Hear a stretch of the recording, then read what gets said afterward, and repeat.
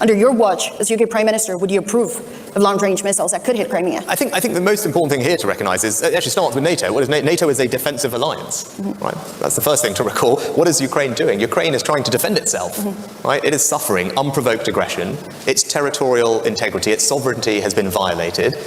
Its people are being killed. And it has every right to defend itself. And that's what we should be doing. And that's the support that we collectively in this room are providing. And critically, there are things that Ukraine needs to gain that decisive advantage on the battlefield. That's why the provision of heavy tanks was so important. That's why air defense is absolutely critical. You're right to mention artillery, and longer range weapons also help.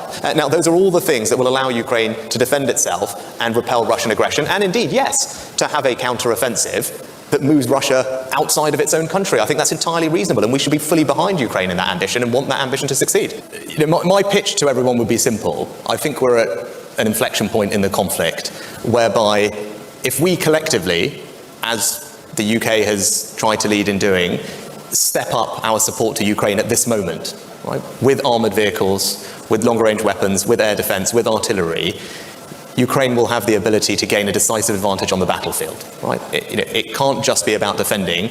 We've got to be able to provide Ukraine with the means to fight back.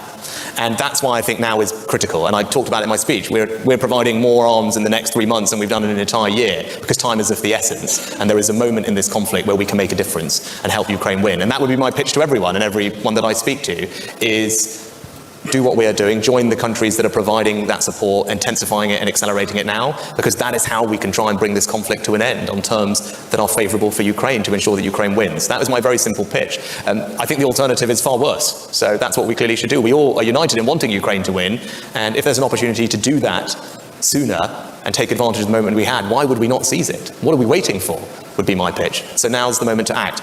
Look, on timing, I kind of just reiterate the point I made before. I think we're at an inflection point. We have a moment. And for everyone who says we want Ukraine to win and Russia must fail, if you believe that, then you must act now. Because now is the moment to accelerate and increase the supplies of, as I said, those 4 key things: longer range weapons, artillery, armoured vehicles.